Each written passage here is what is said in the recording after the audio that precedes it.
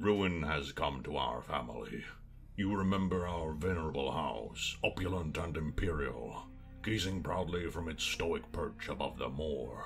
I lived all my years in that ancient, rumor-shadowed manor, fattened by decadence and luxury, and yet I began to tire of conventional extravagance. Singular, unsettling tales suggested the mansion itself was a gateway to some fabulous and unnameable power. With relic and ritual, I bent every effort towards the excavation and recovery of those long-buried secrets, exhausting what remained of our family fortune on swarthy workmen and sturdy shovels. At last, in the salt-soaked crags beneath the lowest foundations, we unearthed that damnable portal, an antediluvian evil. Our every step unsettled the ancient earth, but we were in a realm of death and madness. In the end, I alone fled, laughing and wailing through those blackened arcades of antiquity, until consciousness failed me. You remember our venerable house, opulent and imperial. It is a festering abomination. I beg you, return home, claim your birthright, and deliver our family from the ravenous clutching shadows of the darkest dungeon. You will arrive along the old road. It winds with a troubling, serpent-like suggestion through the corrupted countryside, leading only, I fear, to ever more tenebrous places. There is a sickness in the ancient pitted cobbles of the old road, and on its writhing path you will face viciousness, violence, and perhaps other damnably transcendent terrors. So steel yourself and remember, there can be no bravery without madness. The old road will take you to hell, but in that gaping abyss we will find our redemption.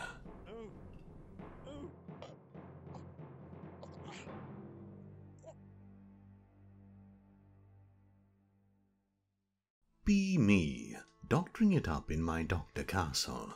Pregnant woman comes in. Ask what's wrong. He'll be my firstborn, my lord. Ah, I see your problem. Go on. Have no idea what her problem is. Hoping to John Edward my way through this. Tells me she fears for her firstborn, because scary witch plague will kill him. Tell her to sleep upside down at night, hanging from a rope by her ankles. It will keep him in your bowels until the plague passes. She leaves. Find out 2 seasons later her kid died. She tries to take my mask, proclaiming I don't know what I'm doing. Proclamate her a witch. Everyone burns her alive. My mask when.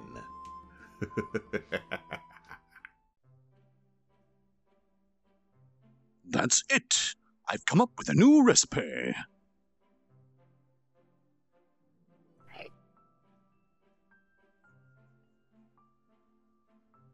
If you eat one more tomato off that table, I'll take a little more off the top of your head.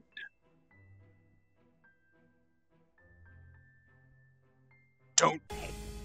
That's it. You are not prepared.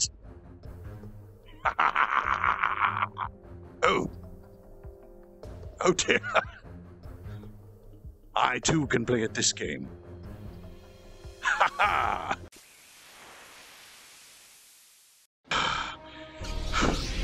I have failed you, Shima. I have failed you. I should have known the apples were plotting to take over.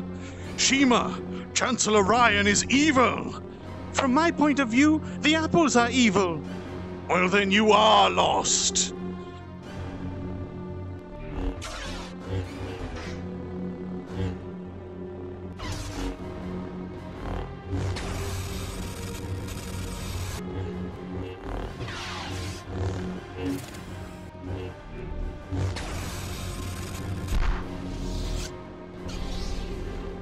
This is the end for you, Magnanix. No, it isn't.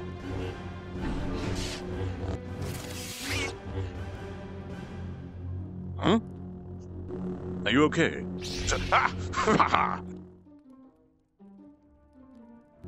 It's over, Shima! I have the high ground! You underestimate my power. Don't try it! You were the chosen one! It was said that you would destroy the tomatoes, not join them!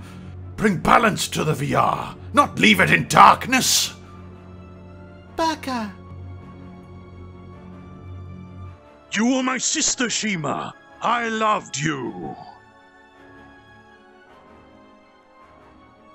Don't you dare. Be medieval doctor, out in the woods gathering onions and berries for lunch, suddenly encounter with normie man-at-arms. Oh, hummus.parchment.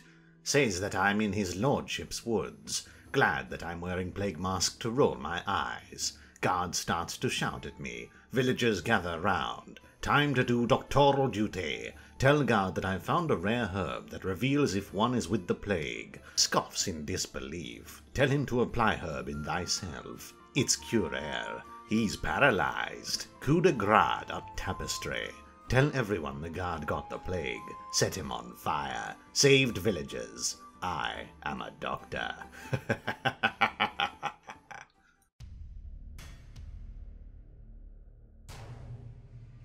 Drowning deep in my sea of loathing, broken, your servant I kneel. It seems what's left of my human side is slowly changing in me. Looking at my own reflection, when suddenly it changes. Violently it changes. There is no turning back now. You've woken up the demon in me. Madness is the gift that has been given to me.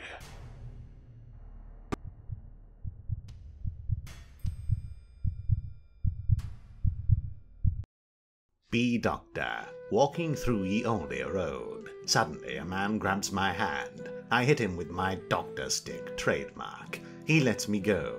Oh yes, Bard. He falls on the ground. Oh no, Bard. Run to a local tavern. A sick man says he has a mild headache and a missing eye. I am a doctor moment. Fill up my handy bellows with hot coal. Blow charring hot smoke up his bottom. He now screams in pain. Well, he coughs no more.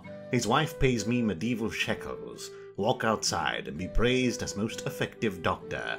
I am best doctor. This is the story of a man named Stanley. Stanley worked for a company in a big building where he was employee number 427. Employee number 427's job was simple. He sat at his desk in room 427 and he pushed buttons on a keyboard.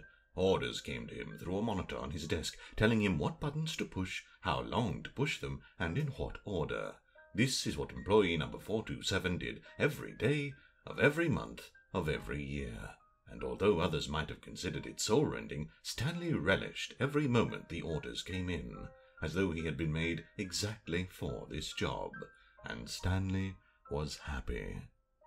And then one day, something very peculiar happened. Something that would forever change Stanley. Something he would never quite forget. He had been at his desk for nearly an hour when he realized that not one single order had arrived on the monitor for him to follow. No one had shown up to give him instructions, call a meeting, or even say hi. Never in all his years at the company had this ever happened. This complete isolation. Something was very clearly wrong. Shocked, frozen solid, Stanley found himself unable to move for the longest time.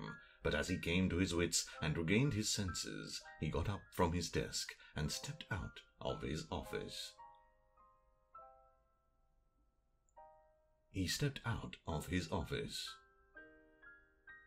Come on, Stanley.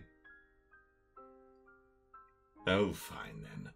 But Stanley simply couldn't handle the pressure. What if he had to make a decision? What if a crucial outcome fell under his responsibility? He had never been trained for that. No, this couldn't go any way except badly.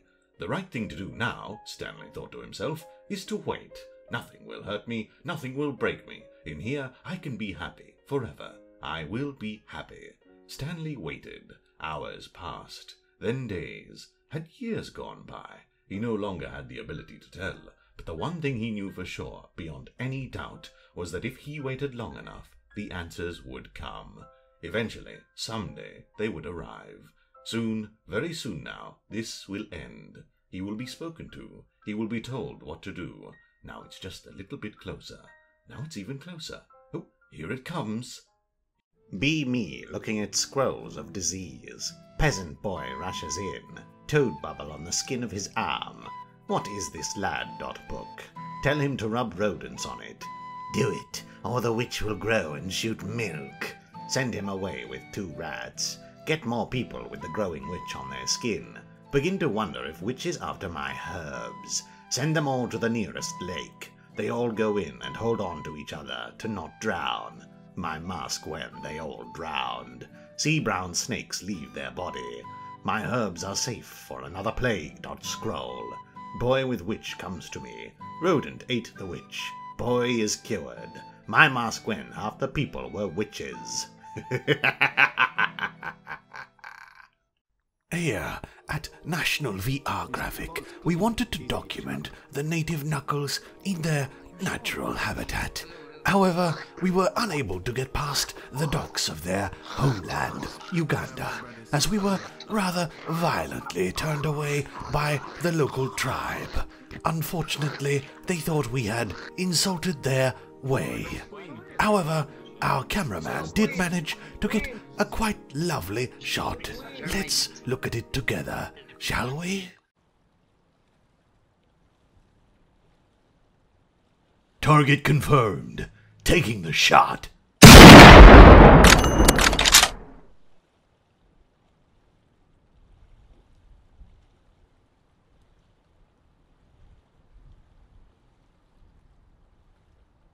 One shot, one kill.